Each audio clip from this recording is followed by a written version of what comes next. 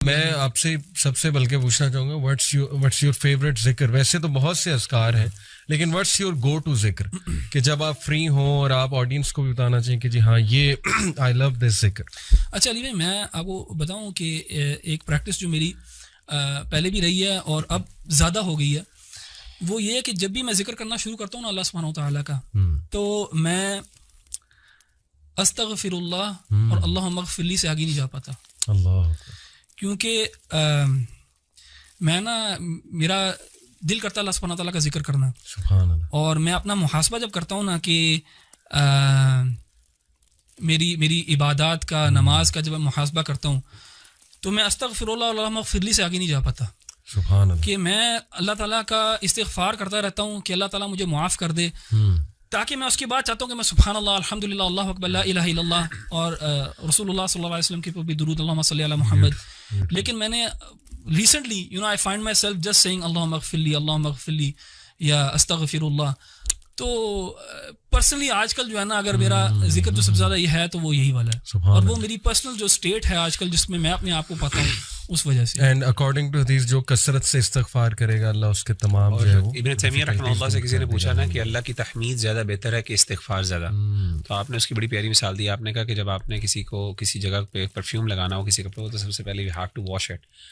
سو اس کی پرفیوم تو تحمید اللہ کی تو وہ ایک خوشبو ہے، اور آپ کی گندگی جب تک صاف نہیں ہوگی تو سبحان اللہ، یعنی استغفار کئی دفعہ پریسیڈنس رکھتا ہے اوور سبحان اللہ. Amazing example. اچھا، while I agree with what Ahmed بھائی نے کہا ہے، لیکن آن دا کنٹریری اگر آپ دعا دیکھیں یونس علیہ السلام کی، تو اس میں آپ کو ایک دوسری پکچر ملتی ہے. میرے لیے پرسنلی جو ہے نا، حوقلہ جس کو کہا جاتا ہے، لا حول ولا قوت الا باللہ، یہ بہت امپاورنگ، مجھے بہت امپاورنگ دعا لگتی ہے، کیونکہ اس میں جو ہے نا وہ اس بات ہے اللہ تعالیٰ کی طاقت اور قدرت کا. اور اگر آپ دیکھیں تو یونس علیہ السلام کی دعا میں بھی یہی ہے، یعنی کہ اس میں بھی اس بات ہے لا الہ الا انت سبحانک انی کنت من الظالمین. تو میری گو ٹو پرسنلی، اور کیونکہ حدیث میں آیا بھی ہے کہ عرش کے خزانوں میں سے ایک خزانہ ہے، تو اور ہم نے علماء کو کہتے ہوئے سنا بھی ہے کہ if you want to see miracles happening, یہ کسی حدیث میں نہیں ہے، تو ٹرائی لا حول ولا قوت الا باللہ 100 دفعہ نہیں، وہ کہتے ہیں 500، 1000، 1500، 2000 دفعہ کر کے دیکھیں تو صحیح، پھر دیکھیں کہ آپ کی زندگی میں کیا جو ہے نا معجزے ہوتے ہیں. اچھا، احمد بھائی نے بات کی رمضان کی، قرآن کی اور دعا کی، یہ تو ہے ساری عبادت. اگر آپ پارے کے شروع میں آ جائیں تو اس میں ایک بڑی انٹرسٹنگ چیز ہے، بار بار سائنٹیفک چیزوں کی طرف جانے کو بہت دل کرتا ہے.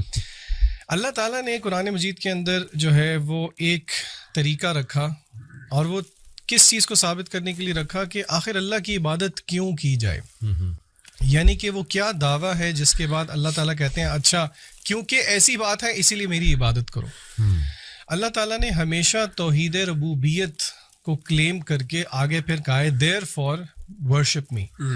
کیا مطلب توحید ربوبیت؟ کہ مثلاً اللہ تعالیٰ خالق ہیں، اللہ نے یہ پیدا کیا، اللہ نے وہ پیدا کیا. تو میں جن آیات کی طرف اشارہ کرنا چاہ رہا ہوں وہ آیات یہ اس پارے کے بالکل شروع ہی میں ہیں. اللہ تعالیٰ فرماتے ہیں ان فی خلق السماوات والارض واختلاف اللیل والنہار والفلک. لمبی آیت ہے بیسیکلی، جس میں اللہ تعالیٰ نے تخلیق کا ذکر کیا، آسمان اور زمین کا، دن اور رات کے ہیر پھیر کا ذکر کیا، کشتیوں کی جب وہ دریا پہ چلتی ہیں لوگوں کو فائدہ دیتی ہیں، آسمان سے جب بارش برستی ہے، یعنی کہ it is the manifestation of Allah تعالیٰ کریشن. اور اسی طرح اور سورہ بقرہ کے شروع میں بھی اللہ تعالیٰ نے جب کہا یا ایھا الناس اعبدوا ربکم، کہ اللہ کی عبادت کرو، اس کے آگے پھر اللہ تعالیٰ نے جو دلائل دیے وہ ربوبیت کے دیے. تو اس سے ہمیں ایک جینیسس آف فیتھ کا پتہ لگتا ہے کہ کس طرح اللہ تعالیٰ ہمیں الوہیت کی طرف لے کے جانا چاہتے ہیں کہ ہم اللہ کی کریشن پہ غور کریں.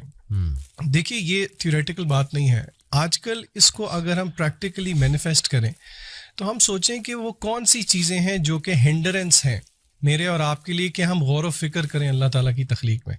آپ کو یاد ہوگا پچھلے سال ہم ایک ٹرپ پہ گئے تھے سب اکٹھے، اور اس ٹرپ پہ ہم نے کیا کیا تھا؟ ڈیجیٹل ڈی ٹاکس کیا تھا.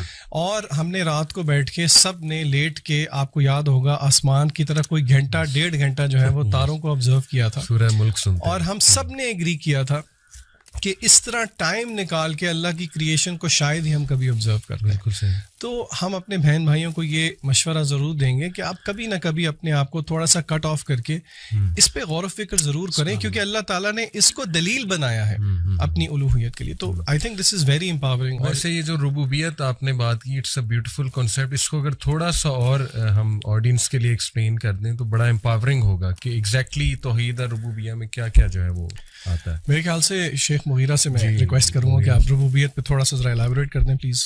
جی, اس میں نا توحید الربوبیت میں بنیادی طور پہ ویسے تو اللہ تعالیٰ کا خالق مالک ہونا, تین بڑی چیزیں ہیں کہ اللہ خالق ہے اور دوسرا اللہ مالک ہے, یعنی whatever Allah is created Allah کی وہ ڈائریکٹ پوزیشن میں بھی ہے اور اللہ کے ڈسپوزل پہ بھی ہے, اور تیسری چیز اللہ قدیر بھی ہے.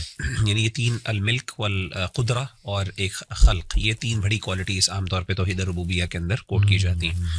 یعنی اللہ تعالیٰ نہ صرف خالق ہے, اللہ آنر بھی ہے, اور اللہ کے پاس نہ صرف اللہ خالق ہے تو اللہ کے پاس ایک نیچرل رائٹ بھی ہے, اور تیسرا اللہ کا ڈسپوزل بھی ہے, یعنی اللہ کے مرضی کے مطابق کچھ پتہ ہل بھی نہیں سکتا.